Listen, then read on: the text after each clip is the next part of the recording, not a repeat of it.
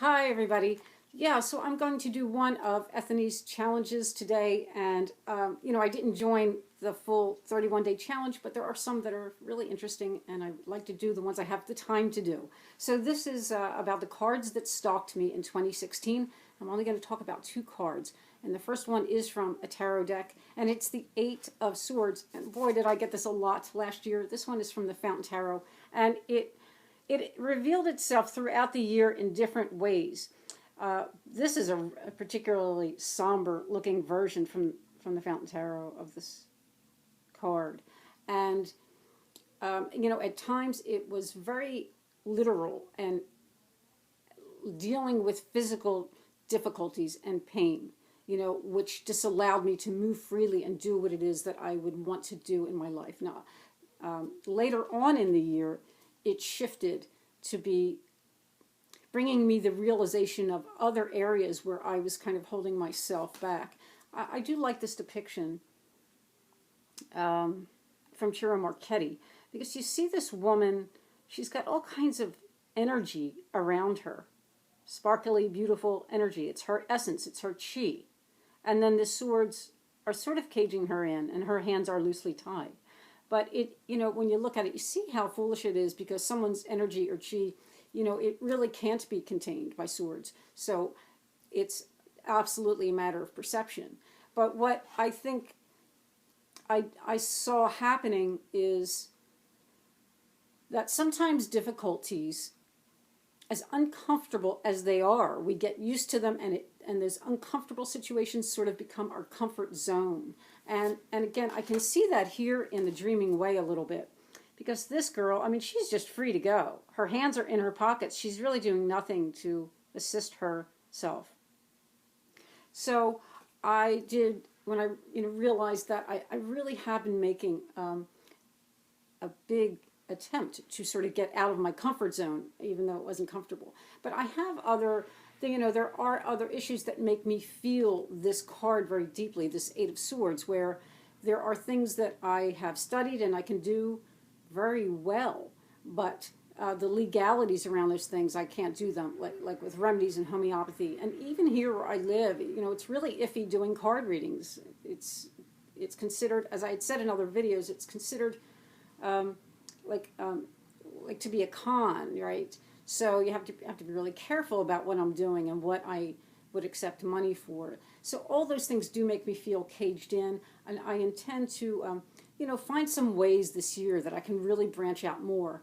I do like it here in the Anake. This is just a fantastic depiction, because it's so clear in this card that it is only the perception of herself that needs to be changed. She's a strong, beautiful woman, and she looks in the mirror and she sees someone vulnerable, weak, and tied up.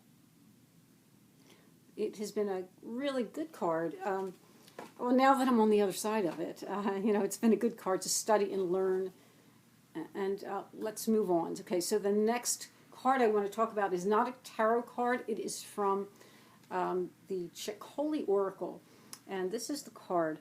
Now, when I talked about this deck months ago in a video, I particularly mentioned this card as being one of my favorite cards in the deck.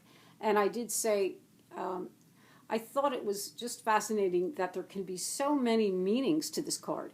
It could just be keep your nose out of somebody's business, or it could be a curiosity, or it could be a violation.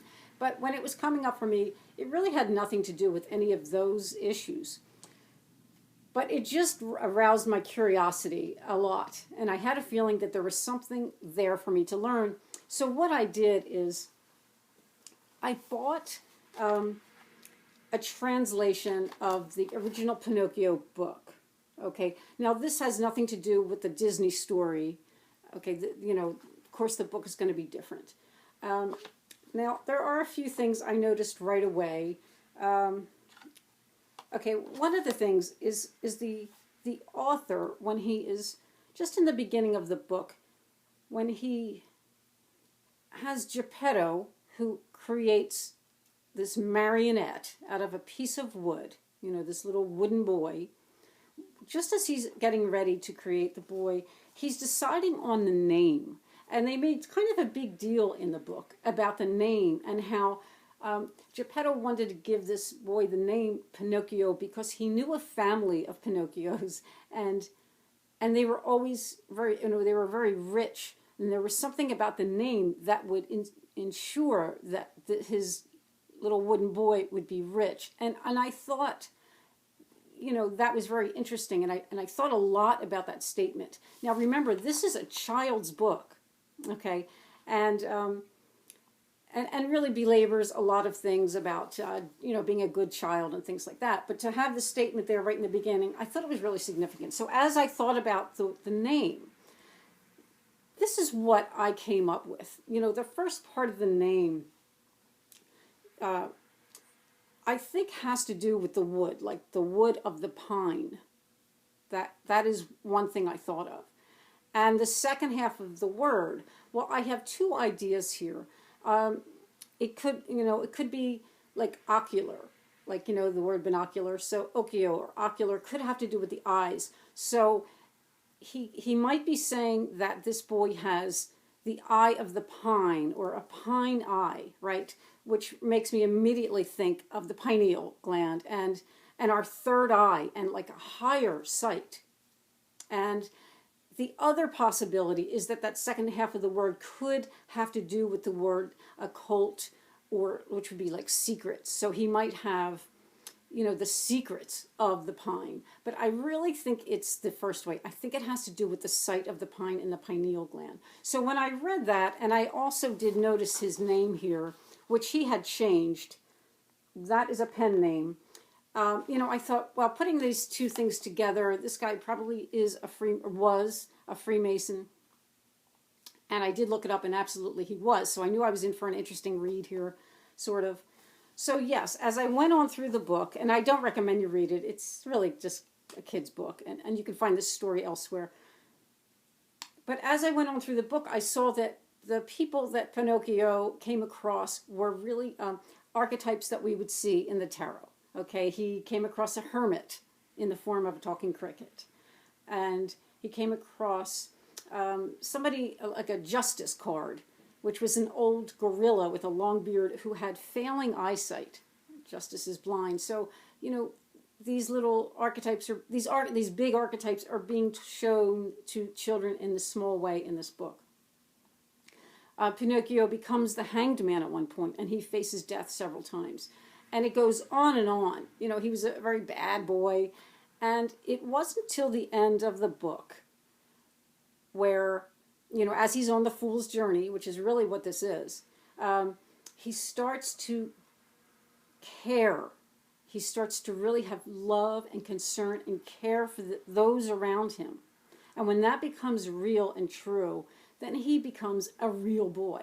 So it really is, to me, that idea of illumination, the idea of that we see in the major arcana, like I said, the fool's journey, and as we go, then through all these different aspects and all these different archetypes, we learn, we grow, and we raise our chakras so that we're working more from the higher chakras rather than the lower. So rather than service to self, we become service to others. And that is the story of the pine eye, I think, the illumination, and that is the secret there. So now, when I look at the card, I can see all that, it kind of in this card now. Now, also in the story, Pinocchio did have a benefactor who was a fairy, and she was called the fairy with the azure hair. Azure means blue. And we see here in this card, this girl here does have the blue hair. And now, obviously here in this card, Pinocchio, he's on his knees and he's looking at the, mysteries of the young girl. So he's still at this point a marionette, and he's still working from those lower chakras. But the door is open here. And now when I see it, I realize that when he is ready, he can walk through that door, have his journey, and become a real boy, become illuminated. So those are my two cards that stalked me, and I will see you all soon. Okay, bye.